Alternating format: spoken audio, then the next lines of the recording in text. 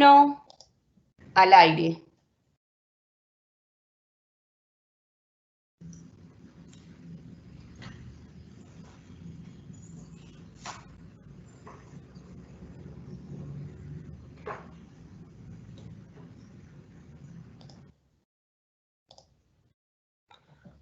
Buenos días para todos. Soy Luisa María Cataño, ejecutiva de Soluciones a la Medida del Centro de Desarrollo de Negocios Digitales.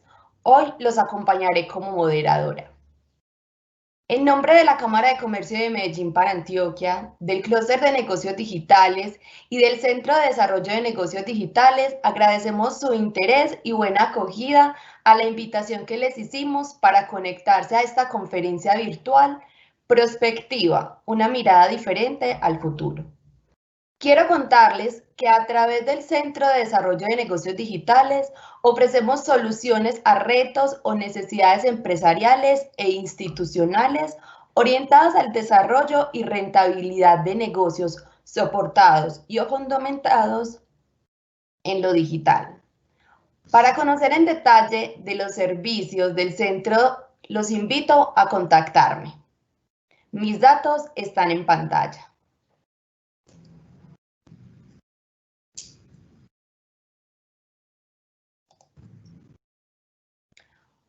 Vamos a ver un corto video.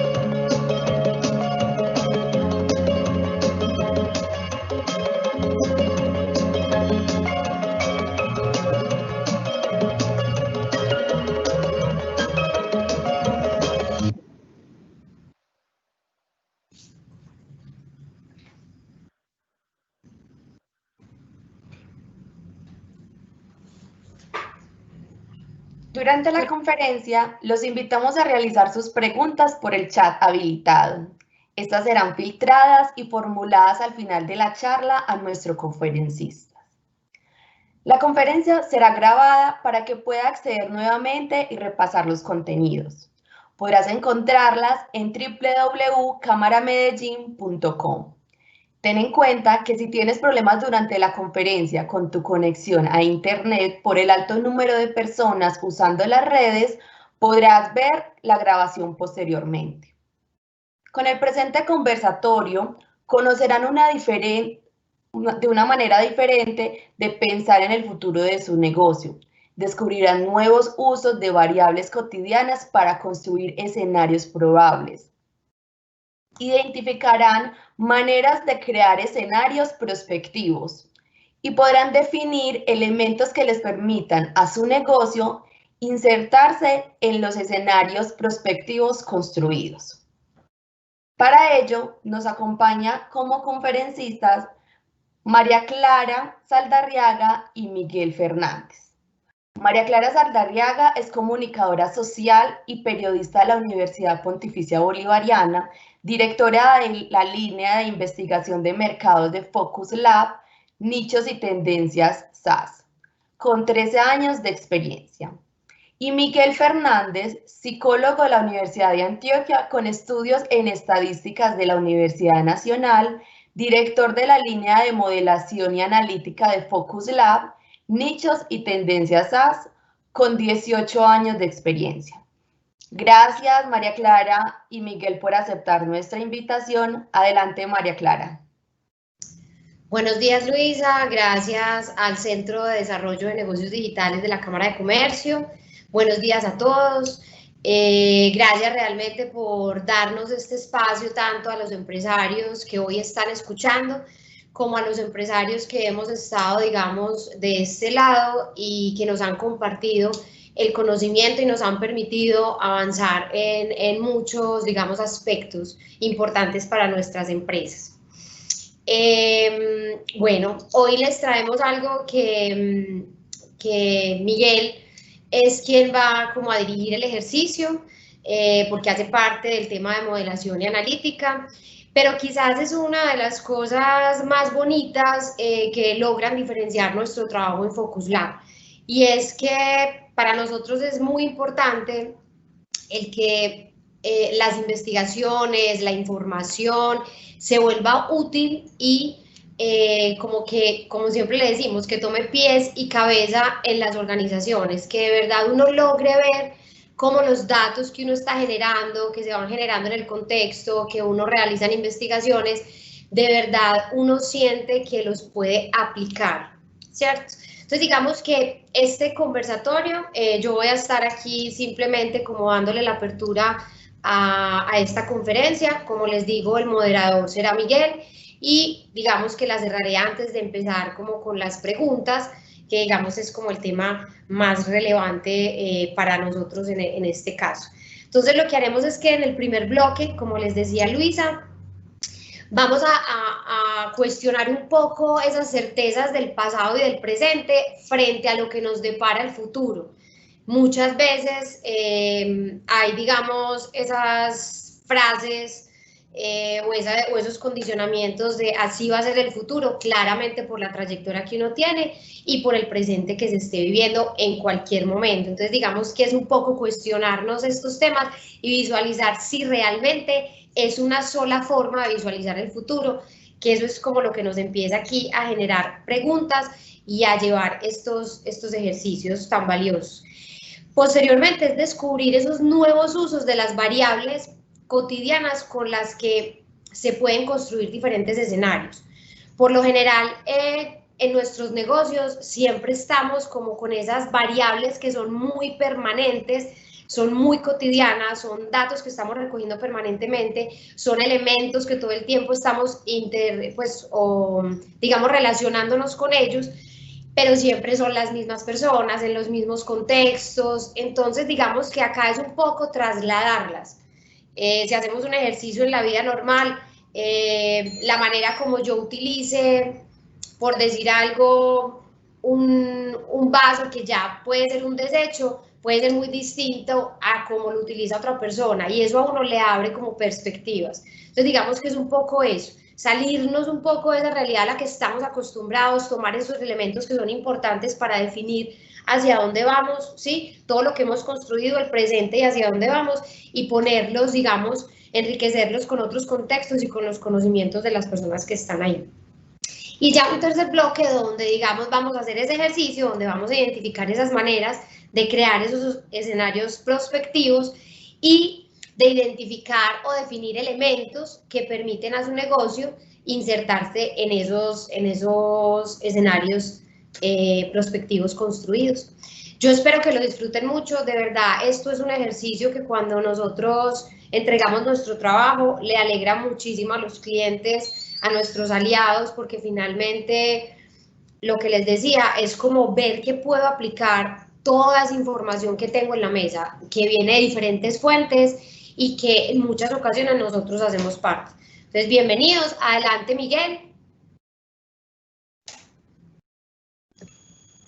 Hola María Clara, hola Luisa, hola a todos, gracias por acompañarnos. Mi nombre es Miguel Fernández y los voy a acompañar durante la siguiente media hora contándoles sobre perspectiva pensada para planear el futuro o para repensar el futuro. Voy a hacer aquí la proyección, permítanme.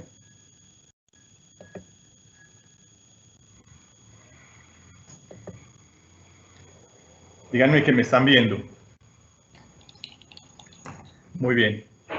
Como decía María Clara, la primera parte de esta charla tiene que ver con pasado, presente y futuro y con cuestionar certezas.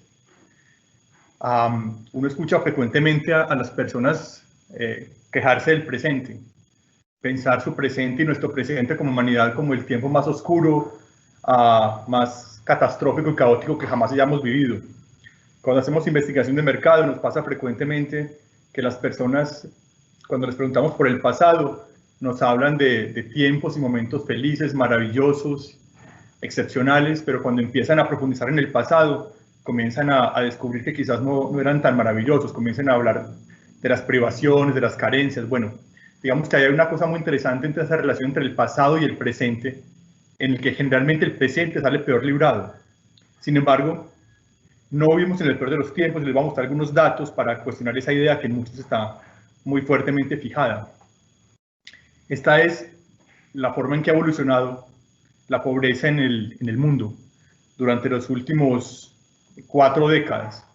Nunca en el mundo ha habido menos población pobre como hoy. Nunca en el mundo las clases medias han sido tan numerosas. Nunca la población mundial ha vivido tanto como hoy. Nuestros abuelos no vivían más que nosotros, ni nuestros padres. Los seres humanos cada vez vivimos más. Finalmente, una gráfica que me parece muy contundente. La franjita verde es la población del mundo que vive hoy que vive en democracias o que ha vivido en democracias a través del tiempo. Nunca antes tanta gente ha vivido en estados democráticos. Nunca antes el totalitarismo y las formas de gobierno antidemocráticas habían sido tan escasas. Vivimos en un mundo que, pese a que es extraño y convulsionado a ratos, nunca había tenido tantas personas viviendo por fuera de la pobreza, nunca había tenido personas viviendo tantos años y tantos años frecuentemente de calidad, y nunca tanta gente había vivido en estados democráticos donde puede expresarse libremente. Vivimos en un mundo que es bueno y que además tiende a mejorar. Es un primer elemento que quiero que les quede claro, la importancia de cuestionar las frases de cajón, las frases fáciles. Y entonces también ocurre una cosa interesante con el futuro, y es que no vivimos en el futuro que imaginamos. Les voy a mostrar unas imágenes de cómo en algún momento los habitantes de este siglo XX y XXI hemos imaginado el futuro. Esa primera imagen de la izquierda fue como una popular revista norteamericana imaginó el futuro por allá en los 50. La imagen de la derecha arriba hace parte de la película Blade Runner, que se grabó en 1982 y hablaba de un mundo, de una realidad ubicada en el 2019, un mundo donde los carros volaban, pero también un mundo oscuro, distópico. Y la de abajo es Los Supersónicos, una caricatura que creo que la mayoría de mi generación, de que nacimos antes de 1980, vimos.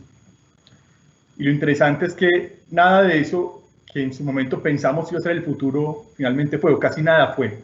O los elementos más robustos, más gruesos no fueron. No vivimos en cúpulas. Los carros voladores, digamos que son todavía más o menos una fantasía, aunque hay prototipos y modelos, no parecieran ser el elemento clave de nuestro tiempo como parecía hace 40 o 50 años. ¿Sí? Los robots humanoides no limpian la casa. A lo sumo hay por ahí una aspiradorcita redondita que gira y va golpeándose contra las paredes recogiendo la basura. Es decir, la forma en que hace algunos años, no muchos, hace 30, 40 o 50 años pensábamos que ese es nuestro futuro, en nada se parece a lo que es hoy y no es lo esencial. Nuestra visión de lo que va a ser frecuentemente está equivocada, e incluso a veces hombres muy brillantes en posiciones muy interesantes se equivocan. Thomas Watson, el CEO de IBM por allá en 1940, afirmaba claramente que no hay mercado para 5 computadoras en todo el mundo. Una de las empresas que fue pionera del tema de la computación, su presidente Ken Olson decía hace 40 años que no hay razón para que alguien quiera un computador en su casa. Bueno, ustedes nos están viendo a través de un computador. Incluso Einstein se descachó, él afirmaba que la energía nuclear nunca iba a ser realmente obtenible, y hoy el 12% de la energía del mundo depende de la energía nuclear. Es decir, incluso tipos muy brillantes, adelantados a su tiempo, se equivocaron de forma dramática sobre el futuro. el futuro no es tan claro y el futuro se reconstruye todo el tiempo, y un poco esa es la razón de ser de esta charla. Porque es que ocurre una cosa muy bonita con la manera en que opera el cerebro humano. Nosotros estamos, digamos que, cableados internamente para visualizar el futuro como una cosa que está allá al frente y tiene una única dirección, y para pensar en términos de causa y efecto. Y en esa medida nos da muchísima dificultad, digamos que, pensar en escenarios probables, en alternativas. Digamos que nuestro cerebro no está creado para pensar en términos de probabilidades, sino de certezas. Y esta charla está montada sobre la idea de la necesidad de empezar a pensar en el futuro en términos de probabilidades y no de certezas, y en términos de múltiples posibilidades y no tan solo de una sola posibilidad. Es decir, que dejemos de pensar en el futuro y comencemos a pensar en los futuros, las múltiples posibilidades que frente a nosotros, digamos que empiezan a tomar forma. Creo que la pandemia es una buena campana de alerta. Digamos que la pandemia nunca estuvo en nuestro radar. La pandemia nunca hizo parte de nuestro futuro. Y sin embargo apareció y trastornó radicalmente la forma en que vivimos hoy, y posiblemente modifique muchas cosas a futuro. Y sobre todo nos hará pensar en que tenemos que incluir en nuestra concepción del futuro quizás lo impensado, aquellas cosas que no han ocurrido pero que podrían ocurrir, y empezar a tenerlas en cuenta como elementos esenciales para pensar, digamos que, nuestros negocios, nuestros proyectos actuales y futuros, empezar a pensar en las posibilidades que hasta ahora no hemos concebido. Este es un ejercicio que hemos hecho internamente en Focus Lab, pensando en futuros. ¿Qué hicimos aquí? Básicamente cruzamos dos variables que nos parecían muy potentes. Digamos que la primera variable importante era el tema de salud pública. El tema de la pandemia nos hizo pensar que esto que hoy está pasando podría repetirse, pero podría repetirse de múltiples formas muy distintas. Entonces, digamos que una primera posibilidad es que esto nunca más vuelva a ocurrir, que ha sido una situación de una sola vez y nunca más en las próximas décadas volvamos a enfrentar una cosa como esta. Pero hay otra posibilidad, y es que, digamos que el COVID se vuelva parte de nuestra realidad, que tengamos que vivir con el COVID de aquí en adelante, y que aparezca, digamos que, casi que de forma estacional, como lo hace la gripa, con consecuencias mucho más complejas que las de la gripa, pero que siga apareciendo. O un tercer escenario, y es que no solo solamente este COVID-19, sino además otros muchos virus, los que empiezan a ser parte de nuestra realidad, con efectos muy dramáticos, que aparezcan inesperadamente otros virus como estos, quizás más complejos. Ese es un primer elemento para pensar el futuro. Y un segundo elemento pasa por la economía. Se ha empezado a hablar muy fuertemente recientemente, aunque hacía hace un buen tiempo, de la renta básica universal, que tiene muchas formas muy diversas, pero la idea es que a la gente el Estado le dé dinero para cubrir sus necesidades más básicas, y a partir de ahí generar una mínima estabilidad colectiva que permita tomar decisiones radicales como encerrarnos, sin los daños enormes que esto ha producido para nuestra sociedad hoy.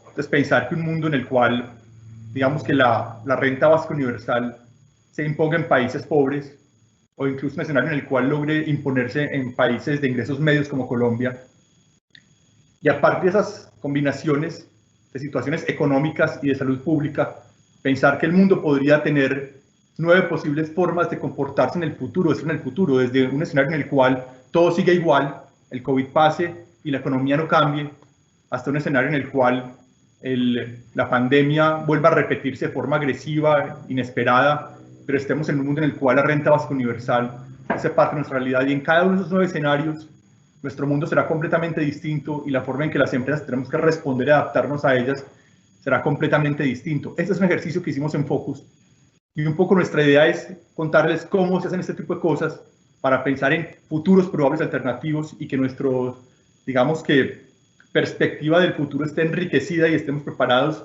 para lo inesperado.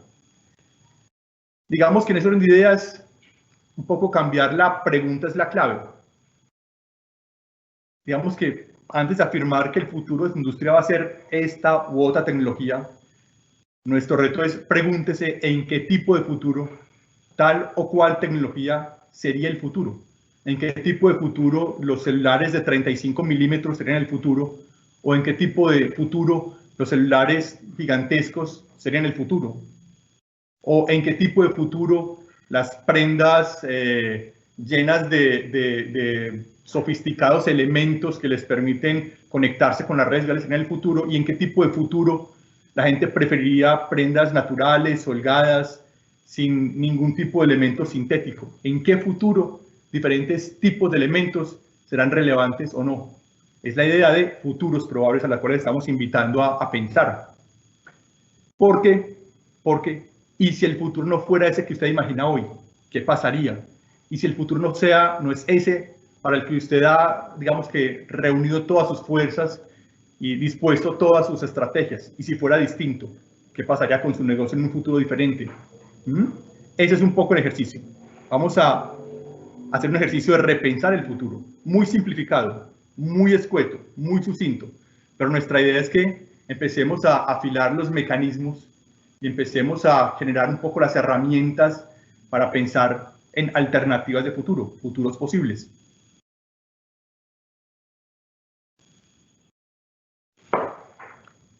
Digamos que el principio de este ejercicio pasa por una pregunta para cada uno de ustedes.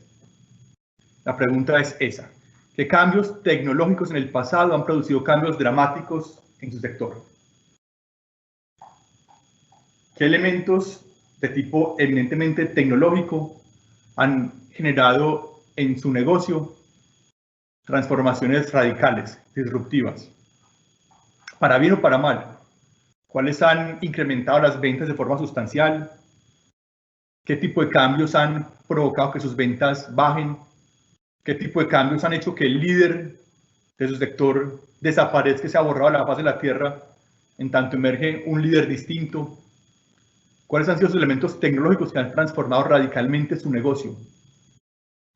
Pero no los piense en términos de la tecnología, no los piense en términos del elemento, digamos que duro, piénselo en términos de los elementos que vienen detrás de él. Es decir, no piense en transistores, piense en que el transistor redujo significativamente el tamaño de los equipos computacionales, y en esa medida los hizo no solamente portables, sino posiblemente más económicos.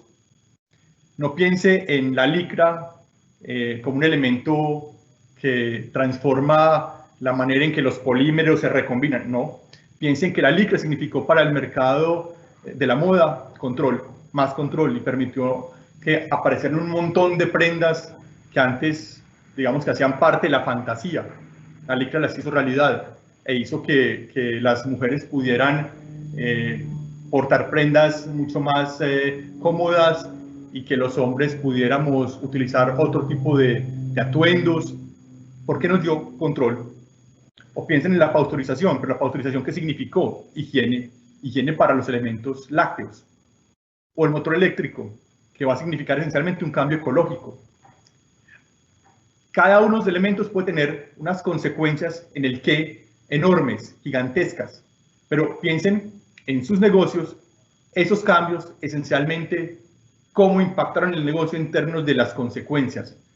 Redujeron tamaños, mejoraron la portabilidad, redujeron precios, incrementaron la practicidad de uso, permitieron que otras personas lo utilizaran.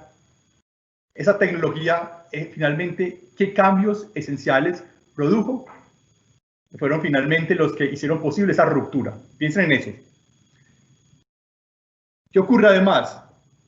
Que los cambios tecnológicos son tan solo una parte de la historia. La otra parte de la historia importante tiene que ver con las transformaciones culturales. Y acá hay un muy buen ejemplo de transformaciones culturales a partir de cambios aparentemente pequeños. La píldora anticonceptiva cambió el mundo. La píldora anticonceptiva permitió que las mujeres obtuvieran un nivel de libertad y de control sobre sus cuerpos que nunca antes habían tenido. Y en esa medida les permitió, por ejemplo, incorporarse masivamente a la fuerza laboral. Y en esa medida les permitió ingresar masivamente a la educación superior. Y fue una pequeña píldora que transformó el mundo de muchísimas formas.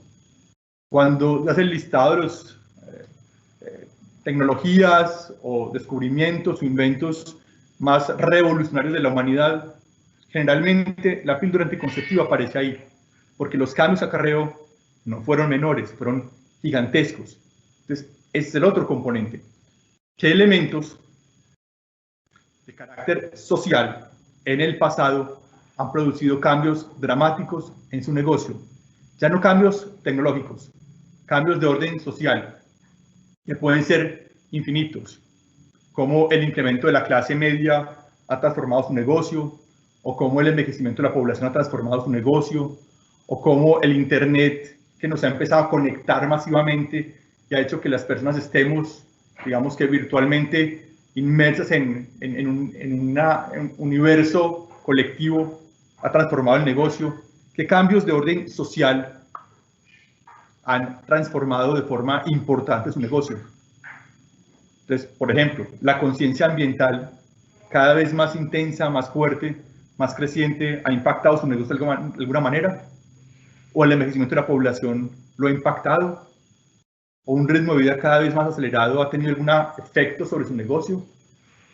¿O el que las personas piensen cada vez con mayor intensidad en alimentarse de forma saludable ha impactado su negocio?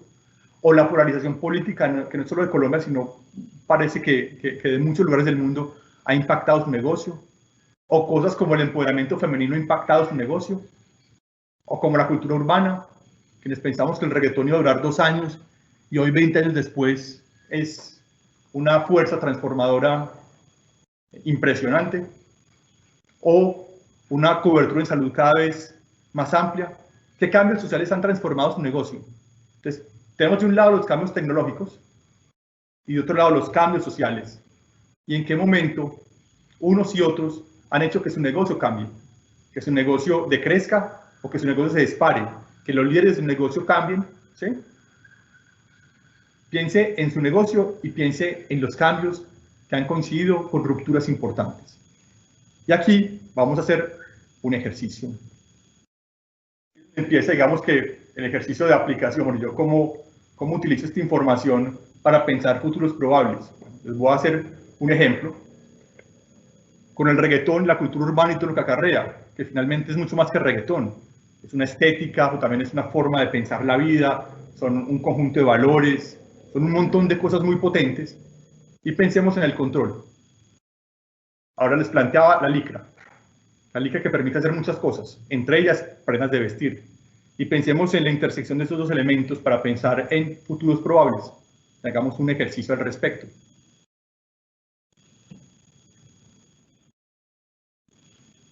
Espero que usted en su casa, en su oficina, haya hecho el ejercicio de identificar un par de variables que para su negocio sean relevantes. Aquí vamos a ejemplificarlo con estas dos.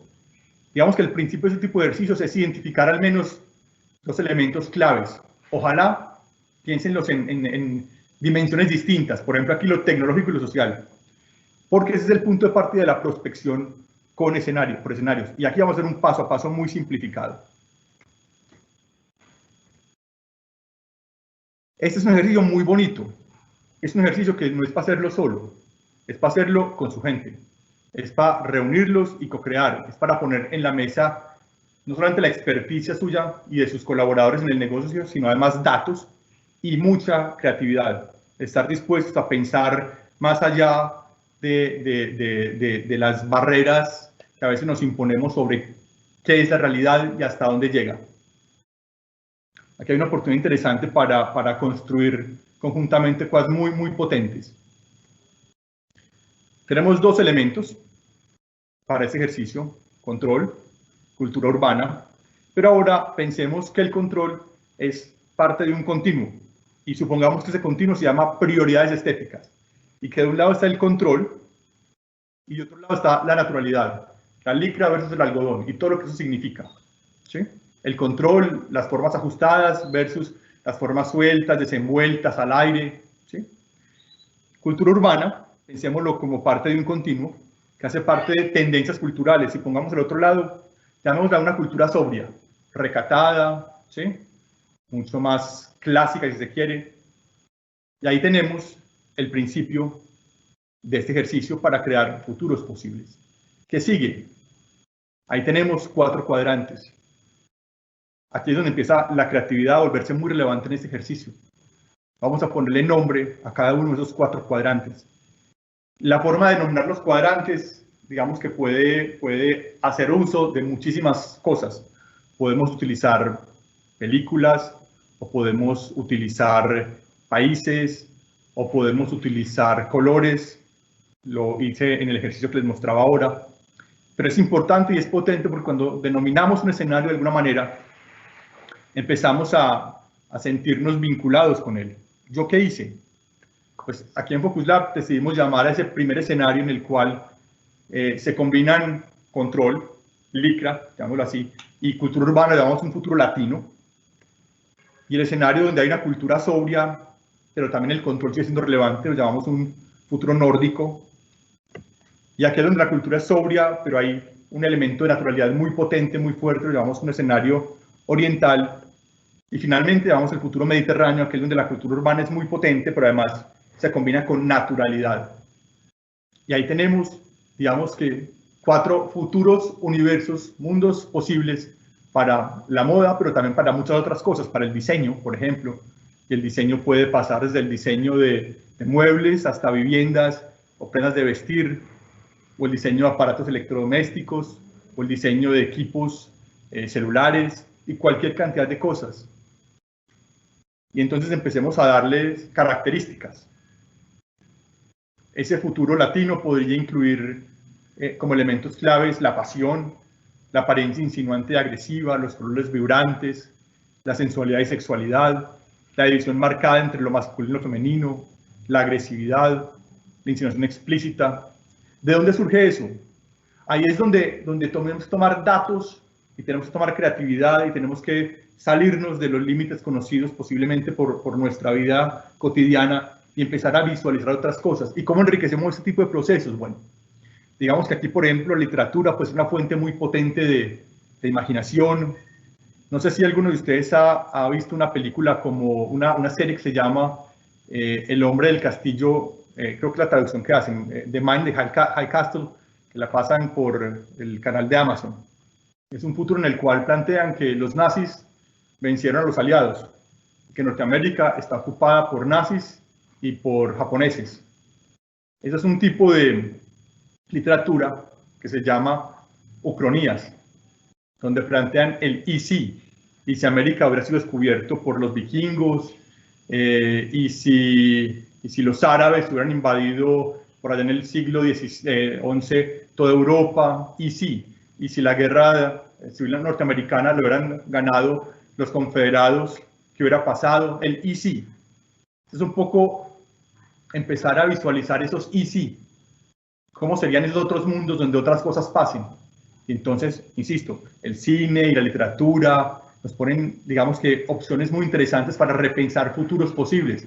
Pero también, por ejemplo, cuando pensamos en países y sus diferencias, y cuando pensamos en los nórdicos versus los latinos o las culturas mediterráneas, nos empiezan a dar otro tipo de fuentes de inspiración para repensar esas características. Porque entonces, por ejemplo, el futuro nórdico que dijimos, que ya no son apasionados sino serenos, de apariencia distante pero accesible, colores fríos, funcionalidad, división marcada entre lo masculino y lo femenino, distantes, pasivos. Alguien podría decir, sí, división marcada pero igualitarios. Y en un futuro oriental hablaríamos también de serenidad, pero hablaríamos de apariencias inquietantes, de colores pastel, de funcionalidad, de una especie de neutralidad entre lo masculino y lo femenino, de un asunto misterioso, de recogimiento. Y en un futuro mediterráneo estaríamos pensando en pasión, en apariencia amigable y cálida, en colores vibrantes, en sensualidad, en una fusión entre lo masculino y lo femenino, en alegría, en una insinuación serena. Aquí hemos creado 4 futuros distintos en los cuales algunas características, digamos que diferencian claramente un futuro de otro. Algunas hacen que 2 escenarios futuros confluyan. El escenario latino y el escenario mediterráneo se caracterizan por la pasión, pero en el escenario latino, digamos que hay un elemento de agresividad que no está presente en el Mediterráneo, ¿sí? Hay una serenidad, una cierta serenidad en la insinuación en el escenario mediterráneo que no hace parte del escenario latino, ¿sí? Y es ahí donde uno empieza a ver y visualizar, digamos que, cómo las demandas de cada uno de los escenarios para mi sector, para mi industria, empiezan a ser distintas, a veces radicalmente distintas. Aquí en este caso, digamos que los escenarios más opuestos son el escenario latino y el escenario oriental, tremendamente opuestas, en tanto el latino y el mediterráneo tienden a tener muchos más elementos en común. Y eso empieza a marcarnos pautas más o menos diferentes para pensar qué deberíamos visualizar nosotros para insertarnos en cada uno de estos escenarios. Sin embargo, hay una pregunta más que debemos responder y es, bueno, ¿y cuál de esos sería más probable que pasara? Digamos que hay formas múltiples de hacerlo, pero estamos hablando del futuro, entonces hay un elemento de incertidumbre grande. Y aquí es donde la subjetividad experta, ustedes con sus conocimientos, juegan un papel muy importante. Yo voy a suponer que la cultura urbana es más probable que se imponga en el futuro a una cultura sobria, que será un 70-30. Y voy a suponer que en el futuro es posible que el control no sea tan relevante como la naturalidad. Puede que en el futuro es un poco más probable que la naturalidad se imponga sobre las estéticas digamos que del control. Y a partir de este juego vamos a visualizar qué tan probable es cada escenario, cómo multiplicamos los numeritos en los extremos. ¿Y esto qué nos va a decir en este caso? Digamos que con nuestra relativa experiencia en el tema podríamos decir que el escenario más probable hoy sería el futuro mediterráneo, seguido del latino, el oriental y el nórdico. Y en esa medida, ¿qué significa? Que posiblemente deberíamos hacer un esfuerzo particularmente grande en nuestro negocio para adaptarnos a las exigencias de un futuro mediterráneo, pero sin olvidar que podría suceder que el futuro no fuera mediterráneo, sino latino. E incluso no descartar elementos del futuro oriental. Quizás el nórdico, aunque no tan distante oriental, sea el que quizás menos deberíamos trabajarle. Pero ¿qué nos está diciendo este cuadro? Hay al menos 2 escenarios y quizás 3 a los cuales deberíamos prestarles atención. Y esto podría significar énfasis en elementos. Voy a darles un ejemplo. Es posible que ese tema de la división entre lo masculino y lo femenino sea un elemento al que debamos prestarle mucha atención en nuestro negocio.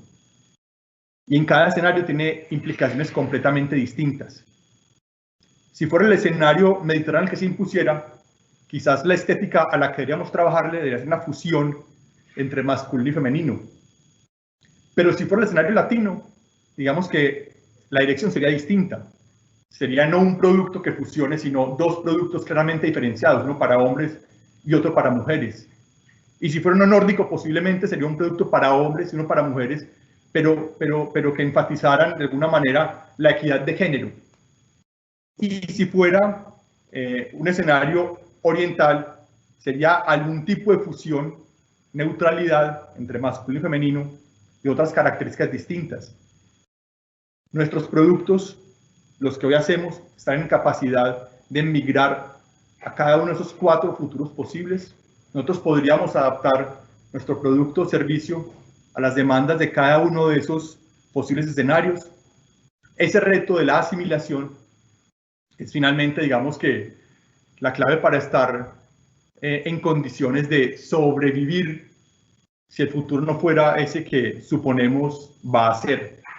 Este es un ejercicio muy sencillo, muy sencillo, pero con el que queremos poner sobre la mesa, digamos que la importancia de que nuestra forma de planear conciba el futuro como un territorio donde pueden pasar muchas cosas y en esa medida nos preparemos para múltiples futuros posibles.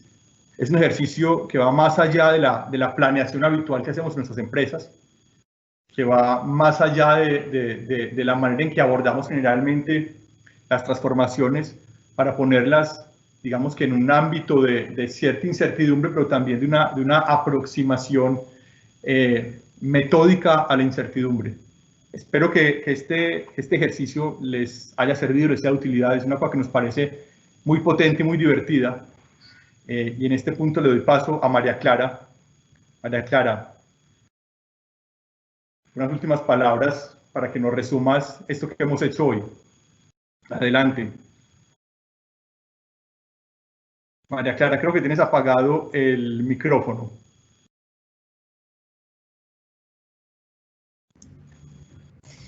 Hola Miguel, qué pena, sí lo tenía ahí apagado. Muchísimas gracias por tu exposición. Realmente, pues, cuando Miguel dice es muy fácil, digamos, es fácil en la medida que sea un trabajo en conjunto, que como él lo decía, es un trabajo que une la experiencia, los datos y digamos ese trabajo colaborativo. Son espacios donde las empresas toman la decisión de abrirse a ellos y traer toda esta información, ponerla en la mesa y empezar a jugar con esos elementos. Entonces digamos que es fácil, pero es un paso a paso que es como lo tenemos acá.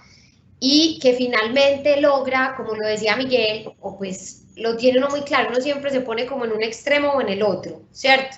Sí, uno tiene una tendencia y eso está bien, pero siempre hay otro punto diferente y hay un montón de puntos que hacen una línea donde yo puedo ubicar y mi negocio puede tener posibilidad.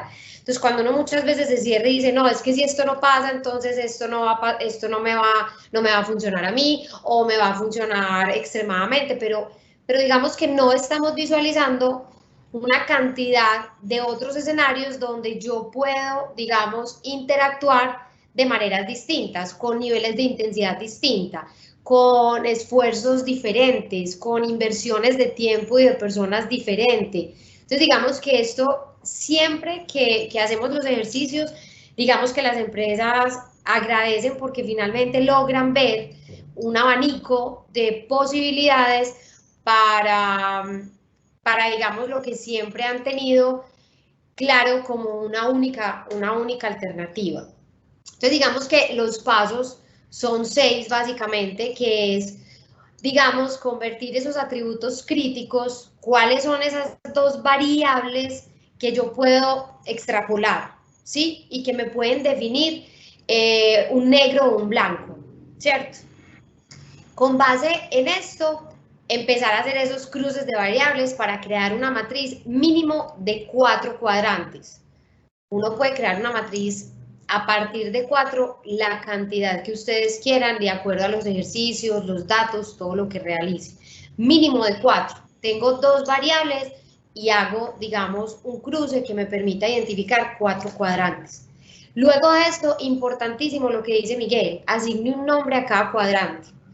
Cuando uno asigna nombres, le da propiedad a estos cuadrantes, casi que uno le pone cara, ¿sí?, y cuerpo a estos cuadrantes. Entonces, visualizarlos se hace mucho más fácil en la comprensión. Para yo definir, de acuerdo a las capacidades que tengo y las debilidades que tengo, digamos, estos aspectos que debo mejorar, ¿qué puedo hacer allí? ¿Hasta dónde puedo intervenir? Eso es importantísimo. Entonces, esta creación de los cuadrantes con nombre propio es muy importante. Luego es recrear las características de esos cuadrantes. Posteriormente es lo que Miguel hablaba, asigne probabilidad de ocurrencia a cada cuadrante. Entonces ahí viene como a jugar todo eso que al principio decíamos, cuestionemos las certezas. Entonces, claro, uno dice, bueno, yo creo que la parte del reggaetón puede estar mucho más influenciada, ¿sí?, que por esta otra parte de seriedad, de clásico y todo, a futuro, por las generaciones que vienen, digamos que por las influencias que están teniendo. Entonces, uno empieza a visualizar cuáles son esas probabilidades de ocurrencia en cada uno de estos cuadrantes, teniendo en cuenta las dos variables que me lo están definiendo. Y posteriormente es identificar las transformaciones que requiere mi negocio, ¿sí?, mi producto, para ser relevante en cada uno. Entonces yo, digamos que con esto digo, bueno, listo, no me interesa intervenir en el cuadrante mediterráneo, para nada, porque yo me voy más por el nórdico. Pero a pesar de que tengo más tendencia por el nórdico, puede que la capacidad que tengo en recurso humano, la capacidad que tengo en, digamos, la trayectoria, en las posibilidades que ofrece mi producto, yo le puedo estar, digamos, ofreciendo servicios o productos a, digamos, el mundo oriental y el mundo latino, ¿cierto? Entonces, digamos que no simplemente tienes que enfocar tu esfuerzo a uno solo. Puedes hacer, digamos, una muy buen aprovechamiento de tus recursos en diferentes escenarios, con diferentes intensidades y que funcionen de manera, digamos, orgánica en ellos, ¿cierto? O, por ejemplo, definir, bueno, yo voy a estar en el Dórdigo al corto tiempo porque sé que es lo que tengo ya. Digamos que para estar en el latino tengo que hacer algunos desarrollos, entonces lo voy a hacer a mediano plazo, ¿cierto? Y digamos que como va a estar en la tendencia del Mediterráneo muy, muy fuerte, entonces lo voy a hacer a largo plazo porque finalmente debo aprovechar, digamos, esto. O si definitivamente no va con los intereses ni con los principios de mi empresa, entonces digamos que a largo y a mediano voy a dejar el oriental y el latino. Entonces digamos que eso permite visualizarte en múltiples alternativas y ver que tu negocio permite, digamos, ofrecer y enriquecer diferentes mundos que pueden incluso operar en un tiempo específico. Igual, ¿cierto? En este momento pueden estar operando los 4, que no es que simplemente opera 1 o 2, no, pueden operar los 4. Entonces a futuro van a operar los 4, yo puedo estar en cualquiera de ellos y defino el nivel de, digamos, de esfuerzo que tenga que hacer la empresa. Yo ya con esto, digamos que cerramos. Espero que lo hayan disfrutado. Realmente son ejercicios muy valiosos para las empresas con quienes hemos desarrollado, por ejemplo, investigaciones o hemos hecho algún tipo de modelación, y cuando en muchos momentos llegamos a este punto, agradecen mucho, digamos, estos espacios de co-creación donde finalmente tienen múltiples alternativas, perdón. Entonces digamos que ahí empiezan como a pensar muchas más cosas, a crear cosas nuevas, a pensar en mediano, en largo plazo, en el presente. Entonces digamos que eso es bien importante. Solo existe el presente, pero nunca tenemos que perder de vista el futuro. Eso pues es como el cierre de la charla. Ya miraremos si hay preguntas. María Clara, por el momento no se generaron ninguna pregunta para ustedes. Igual me parecería importante que les dieran algunas indicaciones como a esas empresas pymes en cómo en estas situaciones, cómo utilizar la herramienta que ustedes les acaban de compartir sobre esos temas. Ok, Luisa, yo acabo de ver una pregunta que mencionaba como que en intervalos de tiempo que deban... ¿Qué intervalos deben considerar hacer ese tipo de ejercicios? Sí. Exacto. Digamos que es muy importante que en este tipo de ejercicios se involucren, digamos, ojalá personas, puede ser que tengan trayectoria en la organización, que estén, digamos, enteradas de elementos muy sensibles para el negocio, que estén de cara con el consumidor final, o sea, que sea un grupo muy interdisciplinario donde puedan realizar un ejercicio robusto del tema y puedan visualizar todos estos universos. El tiempo. Yo con los tiempos, digamos que ahí soy un poquitico más maleable. Miguel, que es el estadístico, le doy la palabra para esa pregunta porque pues digamos que en el tema de estadística posiblemente él podrá decir, hay que hacer una reafinación como en los modelos en un año, en 2 años, en 3 años, pero estos ejercicios uno incluso los puede monitorear. Me explico, tú haces un ejercicio hoy, puedes hacerlo con tu presente y puedes definirlo, voy a mirar más o menos cómo funcionan estos temas de aquí a 6 meses. Entonces planteas diferentes escenarios, identificas indicadores y cada mes vas haciendo como una medición que te permita incluso irlos modificando o pues como digamos alimentando y visualizando un poquitico más allá. Entonces, digamos que en tiempos yo pensaría que es algo que incluso puedes ir modificando día a día, pero ya dirá Miguel, pues pensando como en ese tema de modelación, cuando uno estructura modelos como tal, ¿cada cuánto tiempo hay que hacerlo, Miguel?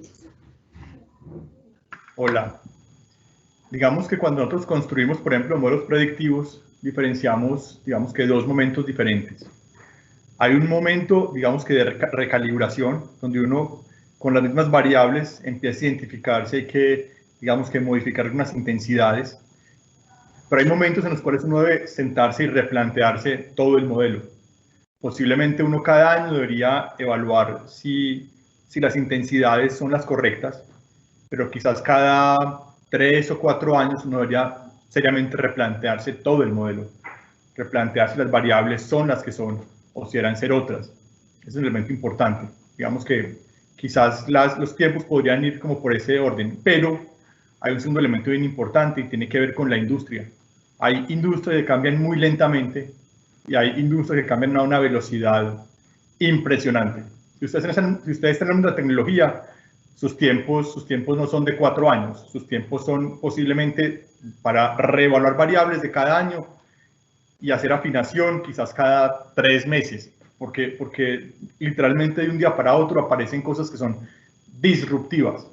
No así, por ejemplo, en la industria de la moda, que aunque posiblemente de un año a año se imponen algunas cosas distintas, digamos que sus transformaciones globales son mucho más lentas.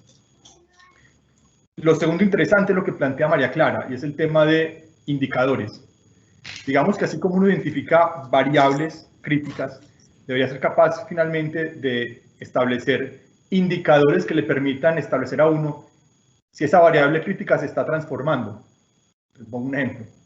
Si uno decide que un indicador para la industria, para el tema de reggaetón versus o cultura urbana versus cultura sobria, es el número de canciones número 1 en listas que pertenezcan al reggaetón, y eso le permitiría a uno identificar si el reggaetón sí se está volviendo predominante o si en algún momento el reggaetón empieza a ceder. Uno podría montar un sistema muy básico para monitorear eso, en la medida en que sea relevante para el negocio de uno. Es decir, si uno está montado en un negocio que depende de ese tipo de elementos, uno podría monitorear qué tan fuerte sigue siendo o cuándo empieza a declinar a partir de eso, de identificar variables externas que sirvan como indicadores de ese tipo de elementos. ¿De acuerdo? Entonces, resumo. La velocidad de las transformaciones que uno debe monitorear depende de la industria y uno debe pensar en dos lógicas, la lógica de ajustar elementos y la lógica de modificar radicalmente o evaluar radicalmente las variables que está monitoreando. Y el segundo elemento pasa por establecer variables que uno pueda medir objetivamente, que le permitan establecer si esos elementos que uno considera relevantes están incrementándose o decrementándose en el tiempo. Miguel, nos hacen otra pregunta, nos dicen, bajo esa misma pregunta, ¿cómo puede funcionar para instituciones ESAL? ¿Instituciones qué, perdón? ESALes. ESALes. Sí. Qué pena. Quien escribió nos podría aclarar qué es ESALes. Mientras estatales. Las estatales. Nos dice, puede funcionar para instituciones ESAL, entidades sin ánimo de lucro. Perfecto. Bueno. Como la parte maravilloso. Qué pena, no estaba familiarizado con el término. María, ¿quieres responder? No, dale tú, Miguel. Dale, Miguel. Les voy a poner un ejemplo. Digamos que se acercó a la mesa de aliados del Centro de Negocios Digitales una empresa, una institución, una organización que trabaja con población infantil y juvenil, ¿sí? Brindando servicios muy amplios que van desde acogida hasta alimentación y formación. Y digamos que esta organización se acerca a la mesa porque está interesada en digitalizar sus procesos. Bueno, entonces la pregunta que uno podría formularse, y lo vamos a usar como ejemplo, es, venga, ¿va a digitalizarlos ¿para qué futuro? Porque entonces aquí aparecen un montón de futuros posibles que nos plantea la pandemia. Una cosa es que uno digitalice servicios pensando en un futuro donde el aislamiento se vuelve la norma, o que uno digitalice servicios para un futuro en el cual volvemos a la presencialidad, o que uno digitalice servicios para un futuro donde volvemos a la presencialidad, pero elementos en la legislación cambian y, por ejemplo, se imponen cosas como el ingreso básico, universal. Entonces, cada uno de los futuros establece para esas organizaciones, digamos que requerimientos completamente distintos. Si uno piensa esta organización en un mundo en el cual el aislamiento social se vuelve norma, digitalizar significa literalmente virtualizar. Significa cómo puedo prestar yo servicios para esa misma población que yo atiendo, pero bajo el supuesto de que estarán en sus casas. Y ahí empiezan a pesar variables que hoy ya están empezando a aflorar. Por ejemplo, el tema de violencia intrafamiliar acentuado por el aislamiento. Entonces, mis servicios tendrán que girar y fortalecer ese elemento. Es decir, cómo desde la virtualidad yo puedo hacer contención de ese tipo de cosas. Pero si volvemos, digamos que al mundo sin aislamiento social, la digitalización posiblemente sea menos relevante en ese aspecto y tendrá que darle forma y fuerza a otros elementos. Por ejemplo, el tema de la movilidad, de cómo sus funcionarios cuando hagan visitas de campo tendrán que tener dispositivos para capturar datos en terreno. ¿Sí? Y, por ejemplo, esa es otra variable, es decir, cómo cambia su población atendida si se impone una cosa como el salario universal o no. ¿Qué circunstancias van a ser radicalmente distintas y cómo me adapto yo a esas realidades? Entonces, incluso organizaciones de ese tipo, que frecuentemente trabajan vinculadas a lo social, tendrán requerimientos completamente distintos en escenarios diversos y por eso entender cuáles podrían ser esos escenarios se vuelve crítico, porque a partir de ahí sus servicios tendrán que transformarse mucho, poco o nada. Entonces ahí también hay un montón de posibilidades para repensar lo que hacen hoy y lo que podrían hacer en el futuro en función de esos futuros posibles. Miguel, tenemos dos preguntas más. ¿Cómo se saca el porcentaje de los cuadrantes y posibles futuros? Y la última sería, ¿hay literatura con la que podamos complementar? Ok. Yo responderé a esas dos. ¿Cómo se sacan? Bueno, digamos que ahí es donde la experticia es particularmente relevante.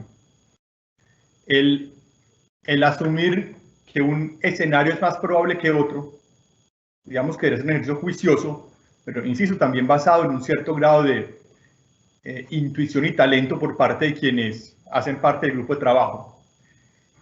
Adicionalmente, es una cosa que señalaba María Clara, es crítico que esos grupos sean interdisciplinarios. Es esta interdisciplinariedad la que permite un poco tener diferentes perspectivas sobre el mismo punto de llegada y de esta manera enriquecer, digamos que la evaluación de las probabilidades de ocurrencia.